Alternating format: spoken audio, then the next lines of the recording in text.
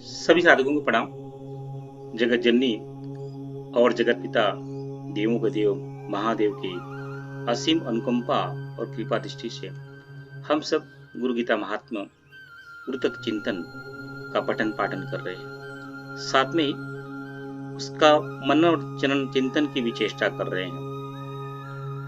हम सब ने अब तक भाग 17 तक 115 श्लोकों का पठन पाठन मनन चिंतन किया है।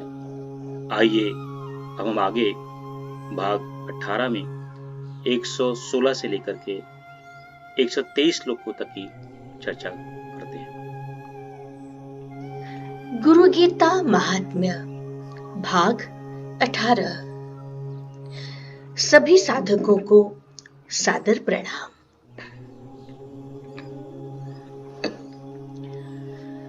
अगोचरम तथा अगम्यम नाम रूप विवर्जित निःशब्द तद्विजानीयात् स्वभावं ब्रह्म पार्वती। यथा गंधः स्वभावेन कर्पूरकुसुमा दिशु शीतोष्णादि स्वभावेन तथा ब्रह्म च शाश्वतम्। भगवान भोलेनाथ माता जगदम्बा को गुरु गीता का महात्म्य बता रहे हैं। वे कह रहे हैं, हे पार्वती, सभी इंद्रियों से परे, सभी ज्ञात या जो भी गम्य वस्तुएं हैं उससे भी परे अगम्य नाम, जिसको नाम नहीं, नाम रूप विवर्जित, रूप से भी परे, तथा आदि विशेषताओं से भी परे, ऐसा है ये ब्रह्म। इस ब्रह्म को गुरु के भक्त को, गुरु के सच्चे साधक को अपने स्वरूप में ही उसका अनुभव होता रहता है। जिस तरह कर्पूर एवं पुष्प में उनकी जो सुगंधितता रहती है, उनका सुगंध रहता है, वो स्वाभाविक रहता है। सुगंध इन चीजों का अपना स्वयं का गुणधर्म है। जैसे गर्मी में उष्णता, ठंडी में शीतता, ये सभी चीजों के अपने स्व वाले धर्म है। वैसे ही यह ब्रह्म भी शाश्वत है। यह इन सभी चीजों से, सभी विशेषताओं से परे है। ऐसा यह ब्रह्म।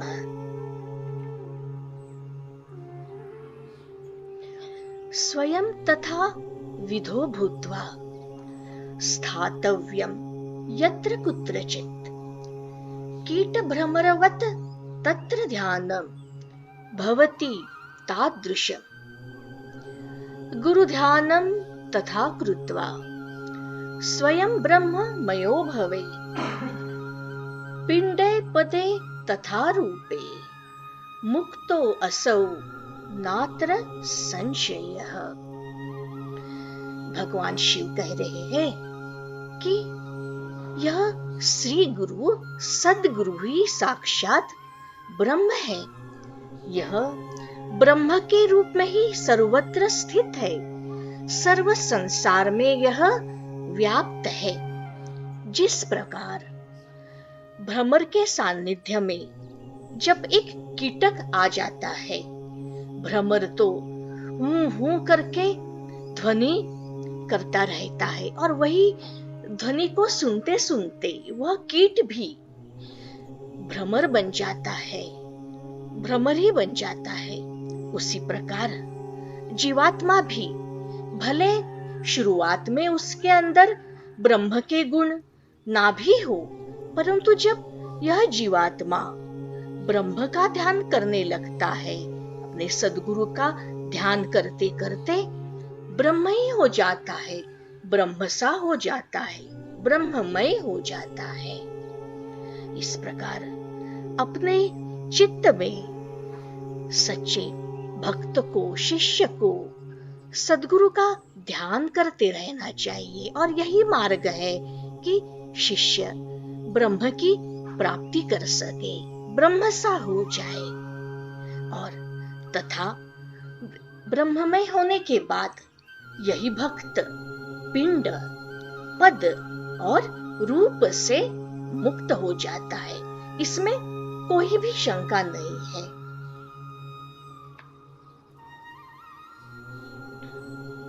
अभी देवी पार्वती, माँ जगदम्बा प्रश्न कर रही है भगवान भोलेनाथ को। पिंडम किंतु महादेव पदम की समुदारुतम रूपातीतम च रूपम किम एतद आख्याहि शंकर। पिंडम कुंडलिनी शक्ति पदम हंस मुदारुतम रूपम बिंदु रीति गेयम रूपातीतम निरंजनम। पार्वती जी, माता जगदम्बा अभी प्रश्न कर रही है भगवान शंकर से। वह पूछ रही है, हे महादेव, यह पिंड क्या है? यह पद क्या है? पद किसे कहते हैं? हे शंकर, रूप क्या है और रूप से परे क्या है?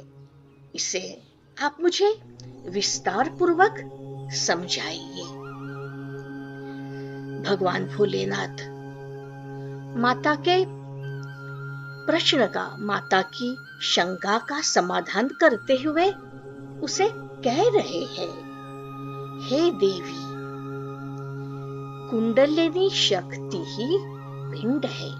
कुंडलिनी शक्ति यानी जो जीवात्मा है, उसके अंदर जो अंदरूनी जो एक मूलभूत शक्ति तत्व, परंतु यह शक्ति तत्व अनेक जन्मों के काया कल्मशों के बीच में, अनेक विकारों के बीच में सोया हुआ पड़ा है।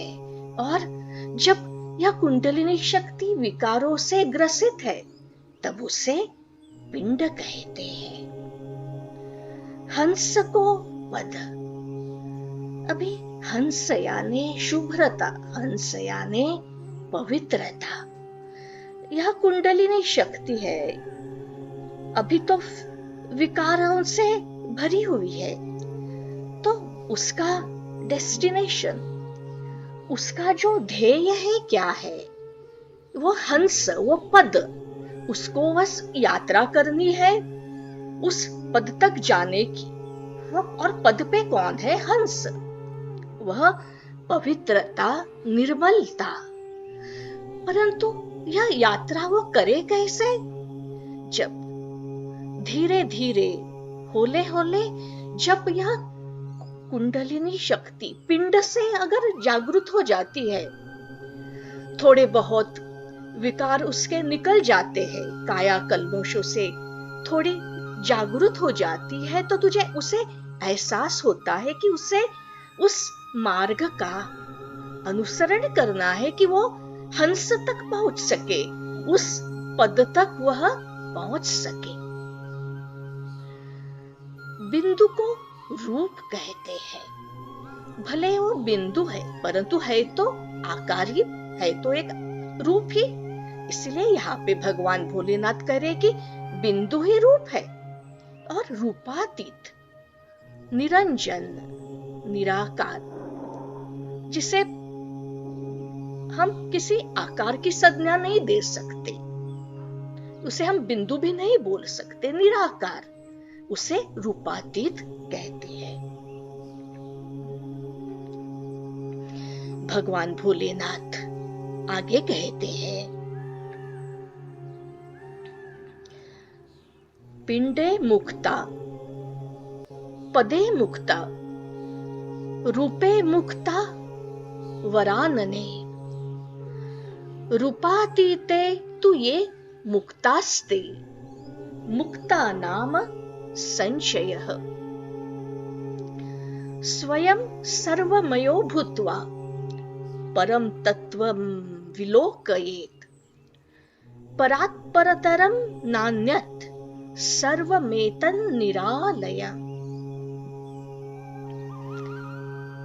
शिव जी कह रहे हैं, हे वरानने, हे सुमुखी, हे सुंदर मुख वाली मां, जब कुंडलिनी शक्ति जागृत होने लगती है, वह क्रिया शुरुआत होती है, तब वह पिंड से जीव पिंड से मुक्त होने लगता है। वह अपनी यात्रा शुरू करता है। जीव से शिव तक पहुंचने की यात्रा वहां से शुरुआत हो जाती, तो वही ही पिंड से मुक्त हो गया। यात्रा करते करते जब उस जीवात्मा के प्राण हंस में स्थित हो जाते, हंस पवित्रता, यह हंस हमारे श्वास प्रश्वास में, हमारे सांसों में रहता है। वहां तक जब यह प्राण आ जाते हैं, वह पवित्रता उसे प्राप्त हो जाती है, तो वह एक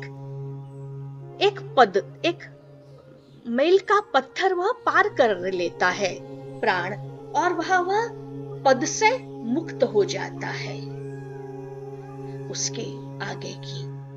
और यात्रा करते करते जब यही प्राण, यही शक्ति आत्मज्योति के और मार्गक्रमण करती है, तब उसे बिंदु के कहो या ज्योति के कहे या नील बिंदु के कहे, उसे दर्शन हो जाते हैं, वह देख पाता है, वह अनुभव करता है, आप जो भी उसे कहे, तब वह अत्यंत पवित्र निर्मल वस्तु, निर्मल इसका वह दर्शन करता है। तब वह रूप, एक लौकिक एक रूप, स्थूल रूप से मुक्त हो जाता है।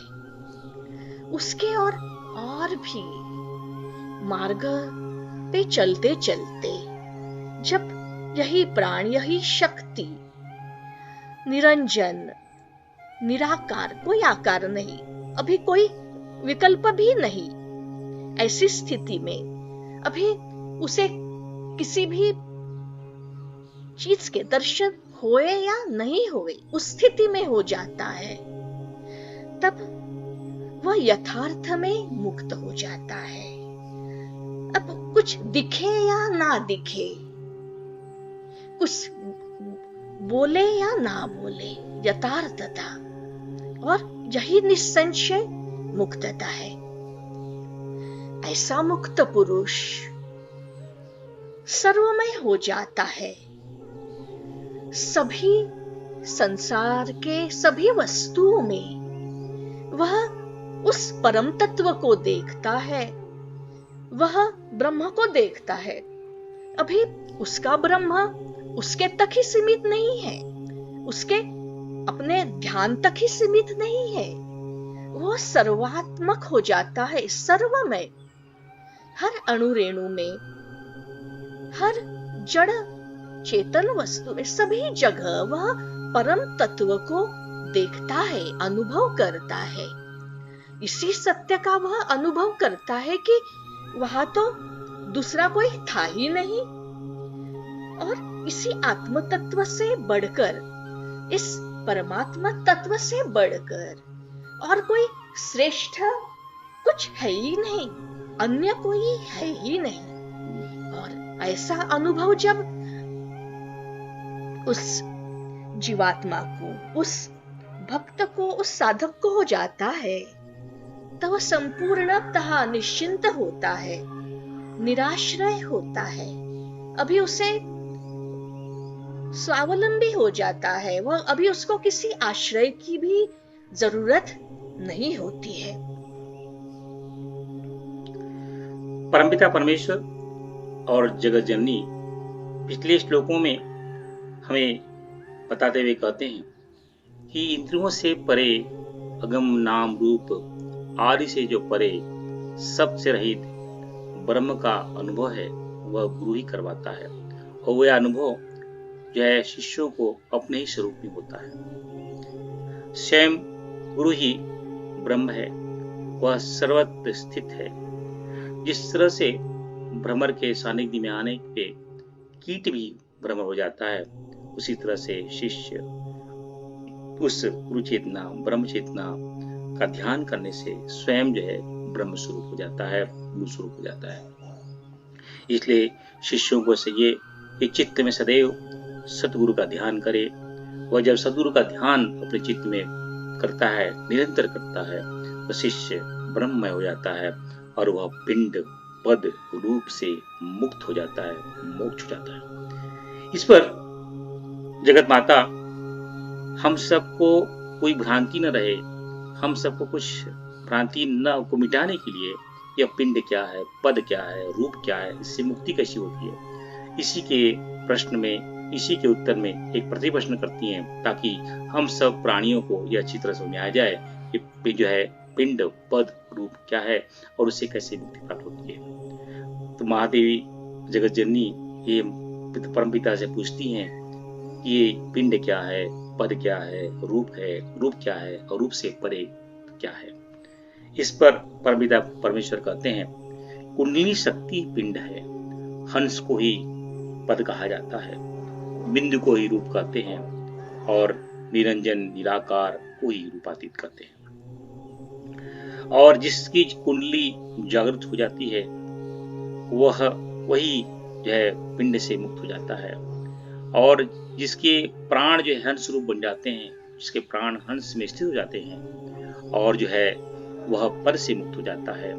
और जो व्यक्ति पद, जो शिष्य जीवात्मा पद और पिंड से मुक्त हो जाता है, उसकी जो सुप्त शक्ति है कुंडली वह जागृत हो जाती है और वह जो है आत्मचेतना ब्रह्म चेतना में मिल जाती है और वह निरंजन निराकार निर्विकल्प जो है निर्गुण हो जाता है और वह स्वयं मुक्त हो जाता है, उसको मोक्ष की प्राप्ति होती है। आइए इसकी थोड़ी और विस्तार में चर्चा कर लेते हैं कि जगत पिता माता जगत जननी के माध्यम से हमें क्या कहना चाहते हैं। जगत पिता माता जगत जननी के माध्यम से कहते हैं कि ये जो चराचर जगत है दो भागों में बटा हुआ है, एक जो है माया है और एक जो ब्रह्म है। एक शाश्वत है जो नित्य है, एक जो है माया है जो अनित्य है। इसी का जो है अलग शास्त्रों में वेदों में घोषणा की गई है कि जो है जगत को 5 उपाधियों से जो है अंशों में बांटा गया है, अस्थि भांति प्रिय नाम और रूप। जो अस्थि भांति प्रिय है यह ब्रह्म का उद्घोषक है, और नाम और रूप जो है ये जो है माया का उद्घोषक है। यानी जो है अस्थि भांति प्रिय में 3 अंश ब्रह्म रूप का है और जो है नाम और रूप जो है अंश का रूप है। इसी को परमपिता परमेश्वर वेदों के जो शास्त्रों में जो घोषणा की है, उसी को घोषणा को बताते हुए जगत जननी से कहते हैं कि जो इस तरह का जो अनुभव है, ये चराचर जो जगत है ये जो है 2 भागों में बटा हुआ है, एक नित्य है एक अनित्य है। एक अस्थि भांति प्रिय है जो ब्रह्म स्वरूप है, एक जो है उसकी स्फुरना ही है जो अनित्य है, जो उसकी माया है, जो नाम रूप में बटी हुई है, दृश्य में बटी हुई है, जगत में बटी हुई है, जो है जीव में बटी हुई है, जो है शब्द रूप स्पर्श गंध में बटी हुई है, पुत्रेष्णा तृष्णा लक्षणा बटी हुई है, लोक में बटी हुई है, ब्रह्म लोक इंद्र लोक की बटी हुई है।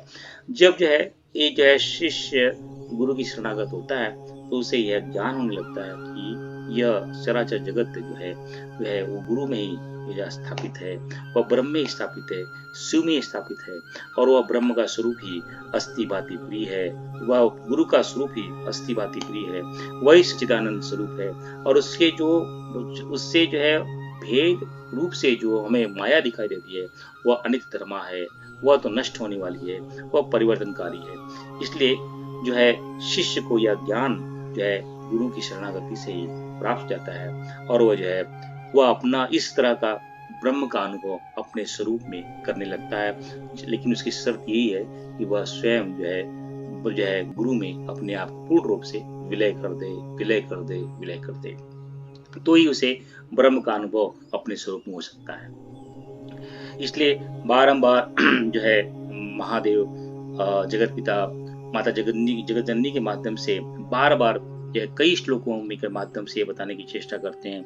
वह यह शिष्यों का एक ही कर्तव्य है, वह निरंतर नित्य हर पल हर क्षण जो है अपने हृदय आकाश में उस परम चेतना गुरु तत्व शिव तत्व ब्रह्म तत्व का ही दर्शन करें, उसका ध्यान करें, उसी में अपनी एक रूपता बनाने की चेष्टा करें। यह पूरी पूरी पूरी गुरु गीता का सारांश यही है कि गुरु का ध्यान जो है निरंतर नित्य पल हर क्षण हर पल शिष्य को करना चाहिए।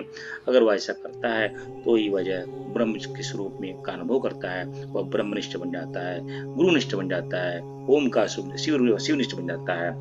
और इसे और थोड़ा सा विस्तार में जो है बताते हुए जब माता जगत जननी के बताते हुए कहते हैं कि जब इस तरह से शिष्य जो है अपने आप को जो है ब्रह्म स्वरूप से निष्ठ कर लेता है, ब्रह्मनिष्ठ बन जाता है, तो वह रूप पिंड और पद से मुक्त हो जाता है। यह माता जगत जननी यह पूछती हैं कि हे महादेव, यह रूप पिंड और पद क्या है, ऐसे आप समझाइए ताकि मेरे बच्चों को उसका जो है ज्ञान हो सके। उस ज्ञान को बताते हुए महादेव परमपिता परमेश्वर जगत जननी के माध्यम से हम सबको बताते हैं कि जो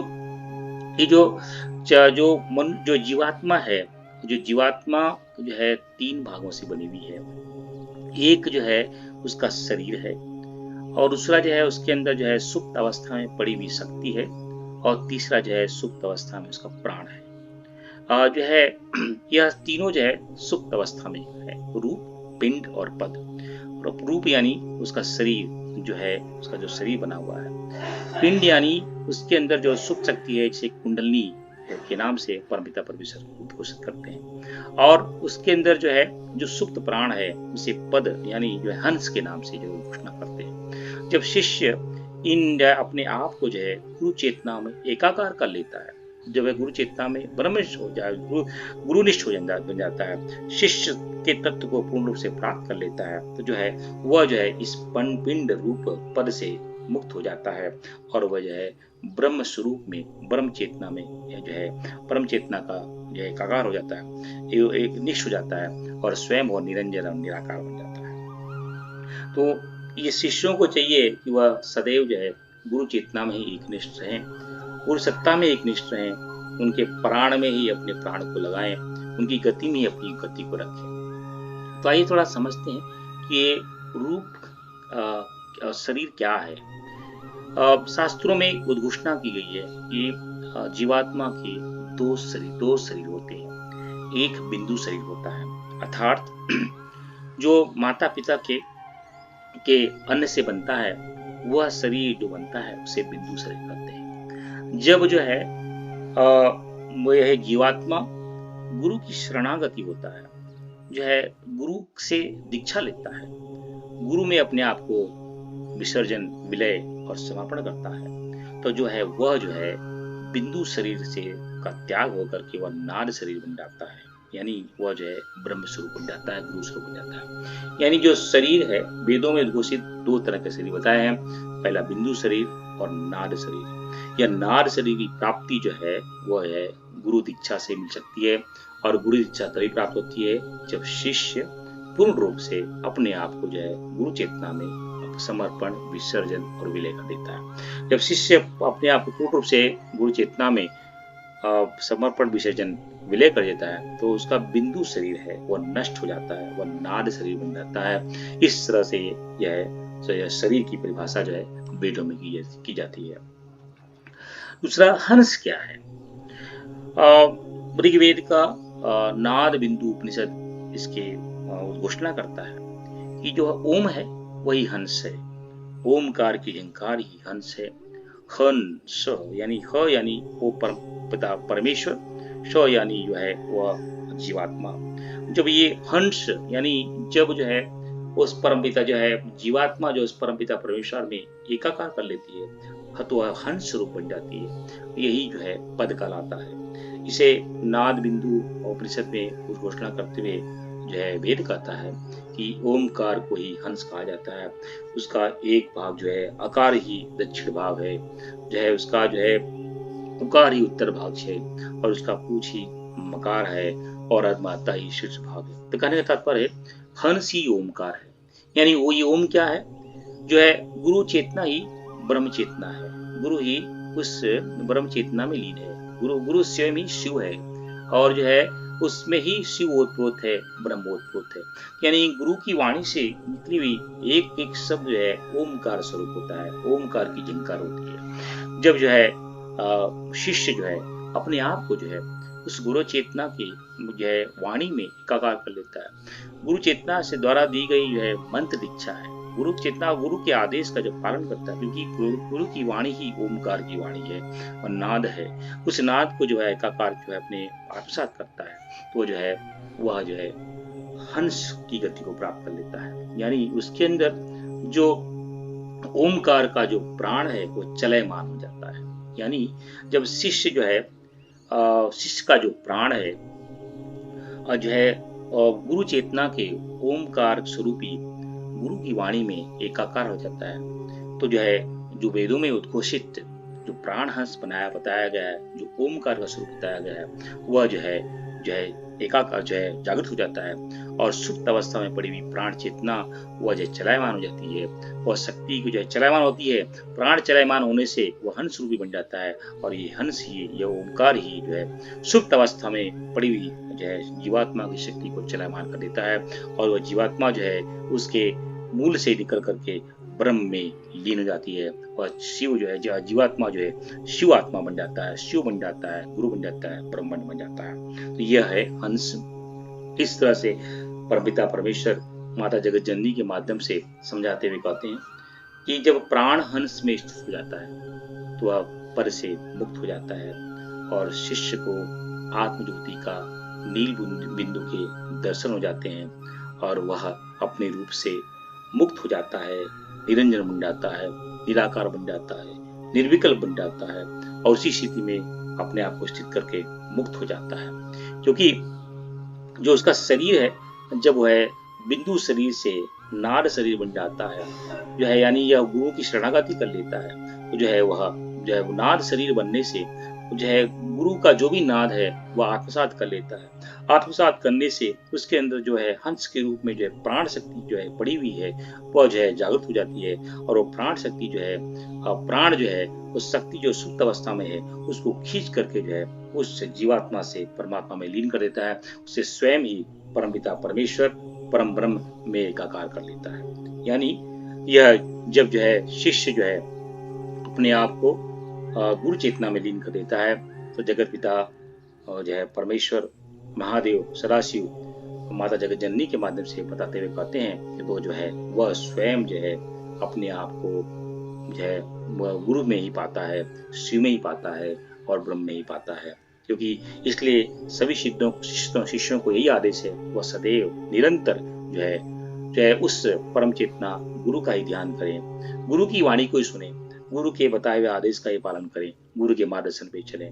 यही भगवान शिव की वाणी है, यही भगवान शिव की वाणी है, यही भगवान का आदेश है, यही भगवान का आदेश है, यही भगवान का आदेश है। परमपिता परमेश्वर जगत जननी के माध्यम से बड़े बड़े डंके की चोट पे कहते हैं कि इंद्रियों से परे जो अगम्य है, यानी जो अस्थि भास्ति नाम है, रूप है, वो जो है उस ब्रह्म का अनुभव जो शब्द जो ब्रह्म और माया का जो दो भाग है वह ब्रह्म का अनुभव जो है जब गुरु शिष्य जो है अपने गुरु में अपने आप को निष्ठ कर लेता है तो उसे अनुभव होने लगता है, क्योंकि वह स्वयं गुरु ही वह सर्वत्र स्थित है। इस तरह से भ्रमर के सानिध्य में आने पे कीट भी भ्रम बन जाता है, उसी तरह से जो है शिष्य जो है गुरु चेतना के सानिध्य में आने से वह जो है ब्रह्म बन जाता है और स्वयं ब्रह्म स्वरूप हो जाता है। और इसलिए परमपिता परमेश्वर कहते हैं चित्त में सदैव जो है शिष्य को चाहिए सतगुरु का ध्यान करे, और जब वह सतगुरु का ध्यान करता है तो शिष्य ब्रह्ममय हो जाता है और वह पिंड पद रूप से मुक्त हो जाता है।